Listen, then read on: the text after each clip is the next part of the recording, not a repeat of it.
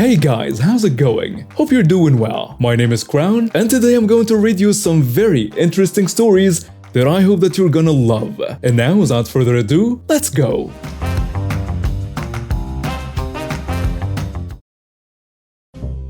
I have a 10-year-old son. He's a semi-ambulant wheelchair user, and he has a medical condition that makes walking difficult, and the older he gets, the more difficult it is.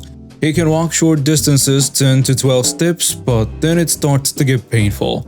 So he uses a scoop board. Think square skateboard with caster wheels on each corner. He uses it to get around the house and a wheelchair out of the house. He does need his chair, even though he can stand and walk, and he's very independent. Nothing is holding him back. He is also very social. He loves talking to his specialists and knows all the nurses by name and their pet names. He's also well known in our local area, and the employees in the shops all know him. He talks to everyone. Before I start this story, I should add that his wheelchair is not a standard hospital gray wheelchair. It's electric blue, has Pokemon wheel covers, and his rain guard/armrests have stickers of animals on them. The armrests flip up so he has access to the wheels, and they look like wings behind his chair. It's very much modified and personalized. It isn't a gray, stock standard chair. So today we had our monthly pediatrician appointment. We have been seeing the same pediatrician since birth, so he's likely a family friend now. A few days ago, luckily at night during a storm, a tree branch fell onto the building. It took out some windows and caused some water damage, and they have been doing some repair work. So his pediatrician's normal office was unusable, and they had converted another space to use. This meant going up 5 steps. Our pediatrician is a late 30s, early 40s chill-out surfer dude with long hair. He came out to the waiting room and told my son about the room change and that he had to tackle some stairs today or he could have a piggyback ride. Of course, my son chose a piggyback with a giggle. After checking with me that it was okay, he scooped him up and off they went. So I parked his wheelchair out of the way against a wall in the waiting room, and I followed them in. After his appointment, my son was piggybacked out to the waiting room, and our pediatrician popped him on a chair and left to speak with a receptionist. I looked around and his wheelchair was gone. I walked around the corner of the waiting room and there was a child about 8-ish wheeling himself around in it. I know wheelchairs are a fascination to kids, and I really didn't mind that he was having a wheel around in it. I find it helps with education and acceptance of kids with disabilities and how much harder life is sometimes, even if wheelchairs are fun. I walked over to him and asked him if he had fun wheeling himself around. The child said he had, and I told him it was my son's wheelchair and I needed it back now, so I could take my son home. He jumped straight out of the chair, smiled at me, and I said thanks and wheeled it towards my son. All was good until a screech happened. "What are you doing?" "That is my son's wheelchair. He was riding in that." "Actually, ma'am, it's my son's." She cut me off. "No, it isn't. My son saw it first." Well, at this point, my son stood up and walked a few steps towards me. He was getting concerned. I say, "This doesn't belong to the practice. I purchased it for my son. It is his." "No, he didn't. He doesn't even need a wheelchair. He can walk." And she turns the wheelchair towards her, but I hold on to the handles firmly. I told my son to go and sit back down, as I saw this wasn't going to be a quick enough fix for him to keep standing. I tell her, "Please stop yelling at me. This is my son's wheelchair. I have hundreds of photos of him in it on my phone. See?" I opened the Photos app on my phone and showed her photos of him in the chair with a flywheel attached. "That is a different chair. This doesn't have the thing on the front of it."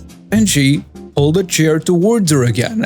Well, that thing is his bicycle hand crank attachment that allows him to go fast on the bike track like the other kids. It attaches here using these attachments. I point to the attachment. If you look at the chair in this picture, it has a Pokemon wheel covers just like this one, see? This is his chair. I pull the chair back towards me. No, it isn't. Why can't you wait your turn? Give it back. At this point, the pediatrician comes back from speaking with a receptionist and the entitled mother tries to involve him in a discussion. He ignores her and silently takes the wheelchair from me, walks it around the entitled mother, scoops up my son and settles him in his chair. He turns to the entitled mother and says that this chair is my son's chair. It belongs to him and not to the practice.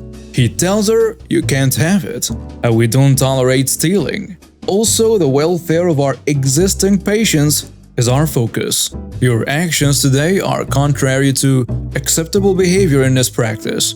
We have decided to not accept your family to the practice. Please leave. The entitled mother screamed, shouted at me about how I had cost her an appointment with my lies and how it wasn't fair. Our pediatrician just put both arms out to his sides. Think big stretching arms forming a T shape with his body. And he stood between her and us and repeated for her to leave. There will be no further discussion and she wouldn't be seen today or any other day. She huffed, grabbed her very embarrassed-looking child's hand and left. Our pediatrician was very apologetic, but honestly he couldn't have done a better job in dealing with the entitled mother. He reached over the counter, grabbed a lollipop and gave it to my son and told me there would be no out-of-pocket payment for us today and to just make an appointment for next month. He's an awesome pediatrician and a human being. We drove the hour and a bit home to our smallish town and stopped at the supermarket to grab some groceries. My son likes to zoom around the supermarket, getting items and bringing them back to me, before zooming off again for the next thing on a list. He knows all the staff and they all talk to him, direct him to where he needs to find his item, and they talk about their pets with him because he's a huge animal lover. It is a social outing for him. So I usually start at the front of the store and make my way through the aisles while my zoomer goes and gets random stuff. We were doing our usual thing and he didn't come back. I didn't think much of it because the staff will often steal him away to the bakery for broken biscuits or an extra donut they can't fit into a package. As I rounded the corner of the next aisle, I saw my son at the other end of the aisle, standing while holding onto a shelf, and another kid sitting in his wheelchair. From the way he's standing, I can tell my son is in pain and he's talking to the child, and the entitled mother is talking to my son as well. I can see she's getting animated, but from the other end of the aisle, I can't hear what they are saying. I hurried up the aisle and took hold of my son from the shelf. He's crying and he tells me that the kid won't get out of his wheelchair and the entitled mother won't make him move. I say to the child, "Honey, can you hop out of my son's chair? He's in a lot of pain and needs to get back into it." My son has started to shake and I know he's in quite a bit of pain, and his legs will soon just give out from under him. So I lowered him to the floor. The entitled mom says, "No, he won't. He's having a turn. Your pratty kid wouldn't even let him go up and down the aisle more than once before asking for it back. My son has a sore ankle and I'm going to tell the manager we need it more than you." What? This isn't a hired chair. It's my son's chair. Don't be ridiculous. I see that chair all the time being used by kids. You may see the chair in here a lot because my son and I come here a lot for our groceries, but it is his chair. No, it isn't. It's in the store every time I come in, and different kids are using it. Well, you're mistaken. It is my son's chair. I have photos of him in it. He needs it back. I open my phone and try and find a picture of my son without the flywheel attachment to avoid the same discussion as the morning. No, we are taking it. And off she goes, wheeling her son away. My son lets out a full-on wail that is a combination of pain and distress that his wheels are leaving. I run the few steps after her and grab out at the chair and firmly say, "No, you aren't taking my son's chair." The wail and my shouting has employees popping out from aisles and the manager comes quickly from the service desk area. The entitled mother tries to preempt the discussion and yells at the manager that my son has had the chair long enough and her son has a sore ankle, so he needs it more, and they should buy more higher chairs so that there are more available to shoppers. I was standing back a little from them because once the manager arrived, I knew he would deal with it, and I needed to check on my son down the aisle on the floor crying.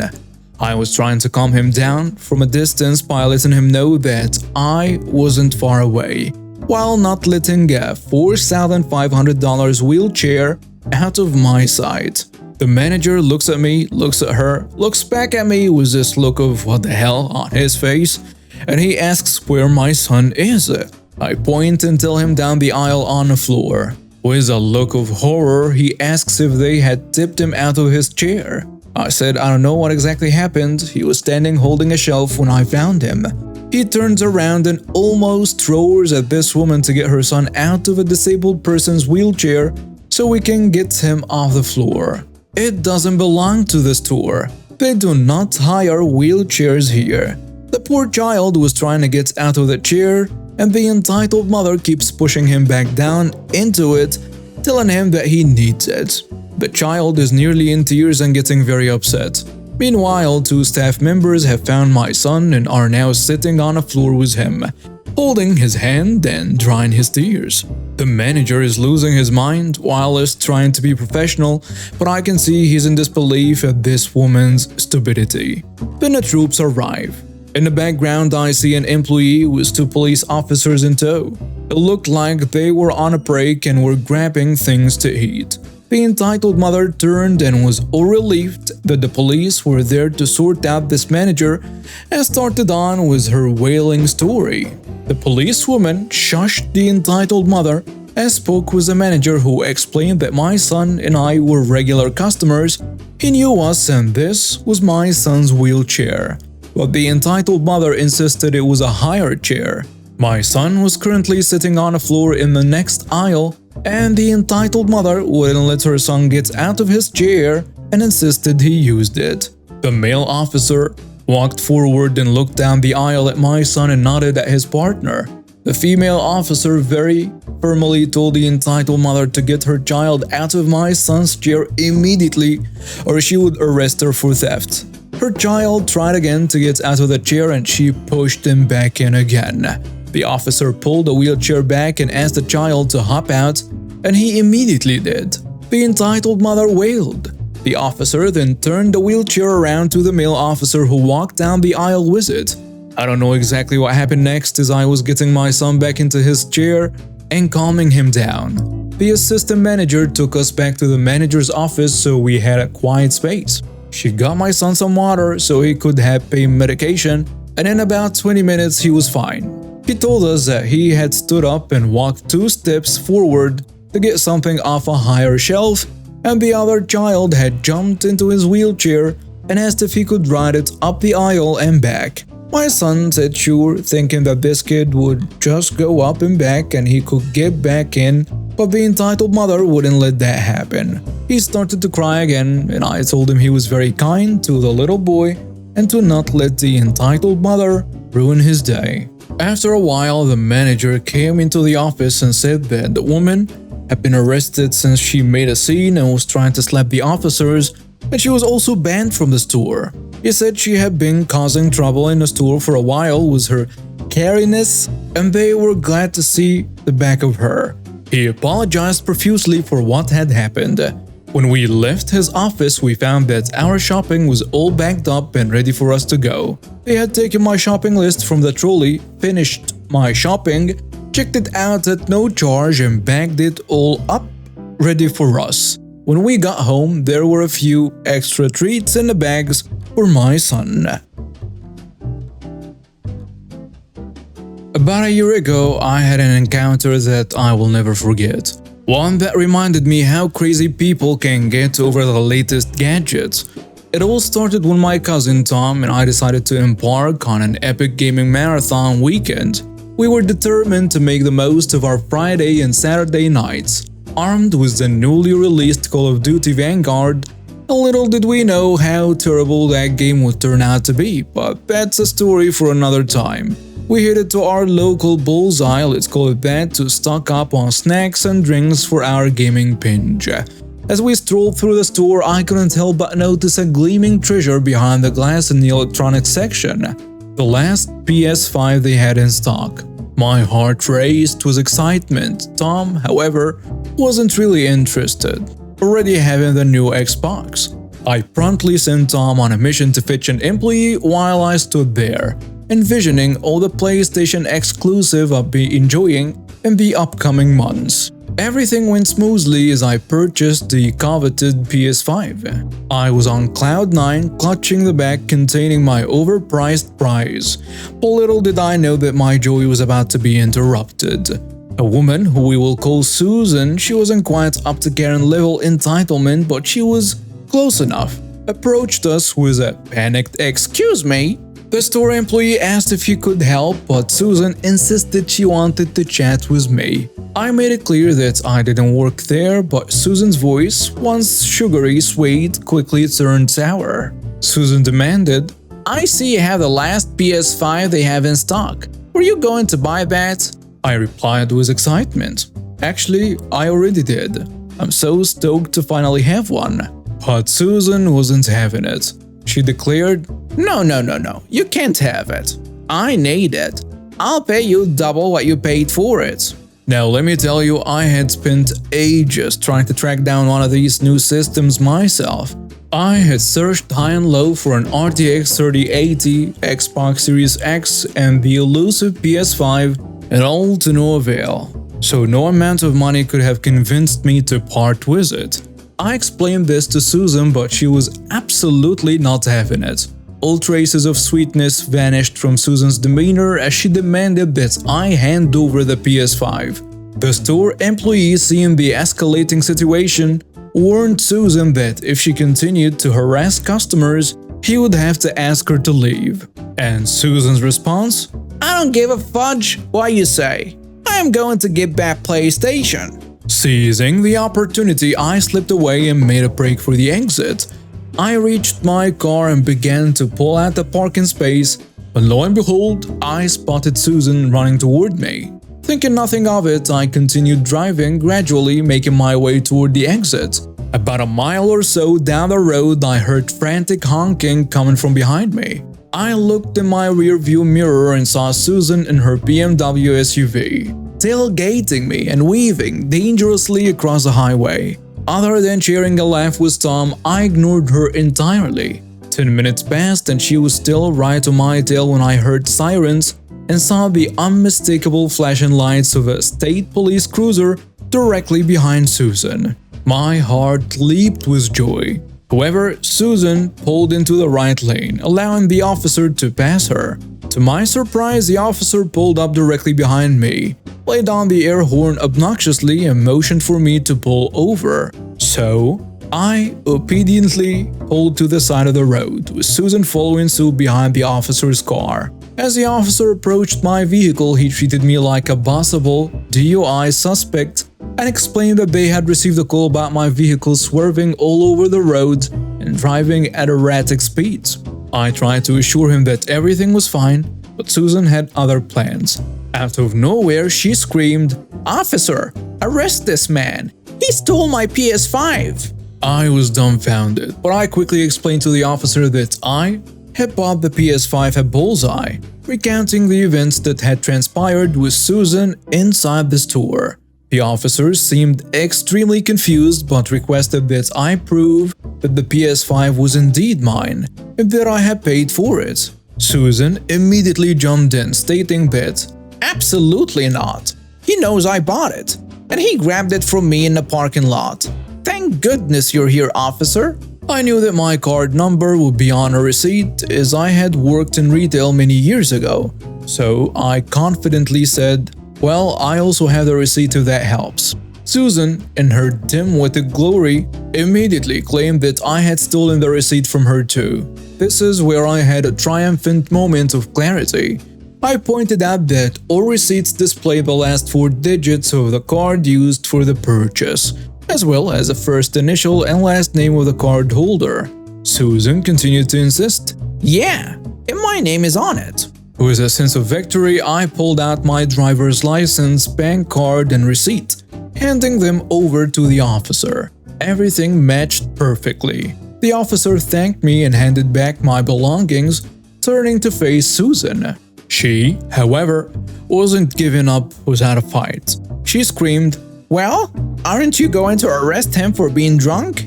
He was all over the road.